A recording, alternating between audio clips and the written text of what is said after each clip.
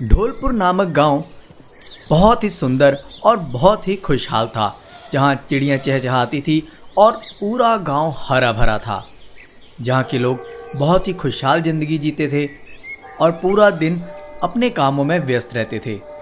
उसी गांव में रघु नाम का व्यक्ति भी रहता था, जो सभी काम अपने दिल लगा के करता था, जैसे चिड़ियों को दाना डालना, खेतों में काम करना और कई काम वो बहुत दिल लगा के करता था। लेकिन उसकी उतनी कमाई नहीं हो पाती थी। जब एक दिन रघु अपने घर वापस जा रहा था तो वो बहुत ही थक चुका था। मालिक ने आज उसे मना कर दिया था कि वो पैसे आज नहीं देंगे। इसी बात से रघु कुछ परेशान भी था। वो इसी परेशानी में अपने घर पहुंचता है, जहां उसकी बीवी खाना बनाती है।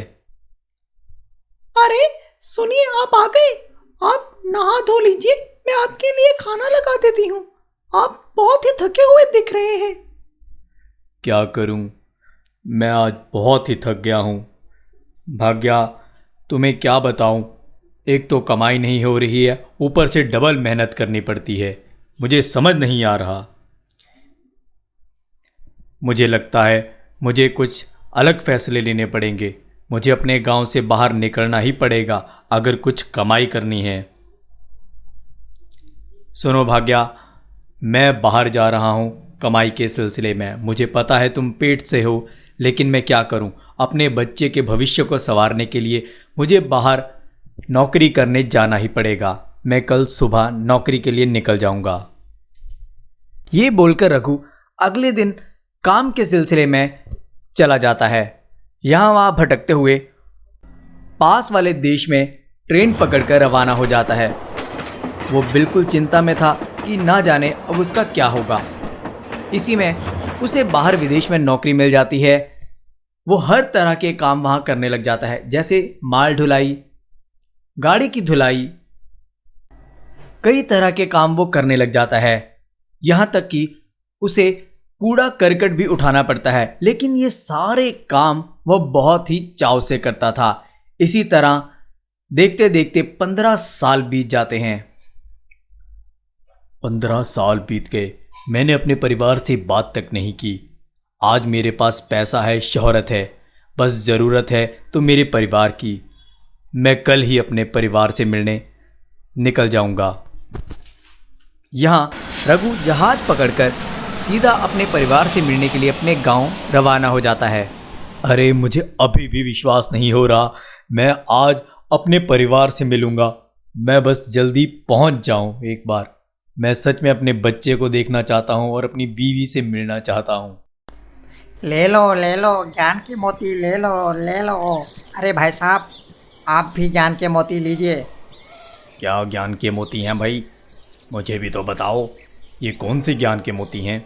अरे भाई, आपको नहीं पता, ये ऐसे ज्ञान के मोती हैं जो एक बार आपने खरीद लिए तो ज़िंदगी भर आपके काम आएंगे। मेरी मानिए, मैं गारंटी के साथ बोलता हूँ। इन ज्ञान के मोती पे मुझे इतना विश्वास है। अच्छा, तो ये लो पैसे और ये ज्ञान के मोती मुझे दो। लीजिए साहब, लेकिन इसे पढ़कर ही जाइएगा।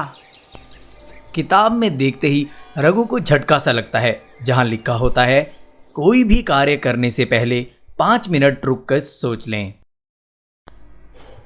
यहाँ रघु घर पहुँचते ही सबसे पहले खिड़की से देखता है, जहाँ उसे देखकर बहुत ज़्यादा शौक लगता है। वो देखता है कि उसकी पत्नी किसी लड़के के साथ सो रही है। इसे देखकर रघु बहुत ही ज़्यादा गुस्सा हो जाता है। ये क्या हुआ भाग्या, तूने ये अच्छा नहीं किया। मैं यहाँ दिन रात मेहनत कर कर के 15 साल गुजार दिए और तूने ये दिन दिखा दिया। मैं तुझे आज छोड़ूंगा नहीं, बच ले तू आज मेरे हाथ से। लेकिन तभी रघु को कुछ याद आ जाता है कि उस किताब में लिखा था कि कुछ भी बड़ा करने से पहले 5 मिनट सोच ले। तो चलो, मैं भी 5 मिनट सोच ही लेता हूँ कि इनका करना क्या है। छोड़ूंगा तो मैं इनको नहीं। जैसे ही रघु बाहर की तरफ जाने लगता है, उसके हाथ से पानी की बोतल गिर जाती है और इसकी वजह से दोनों उड़ जाते हैं।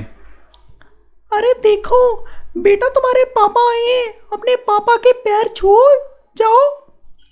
और जैसे ही वो पैर छूने लगती है उसका पैर बोतल पर लगकर उसकी टोपी गिर जाती है और बाल खुल जाते हैं।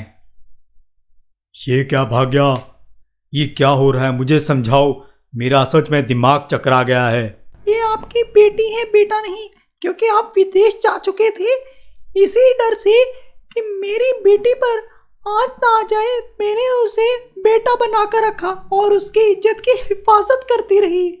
अरे भाई भाग्या, मैं क्या क्या सोच रहा था और तुमने इतनी बड़ी तरकीब लगाई, वो भी अपने परिवार की सुरक्षा के लिए।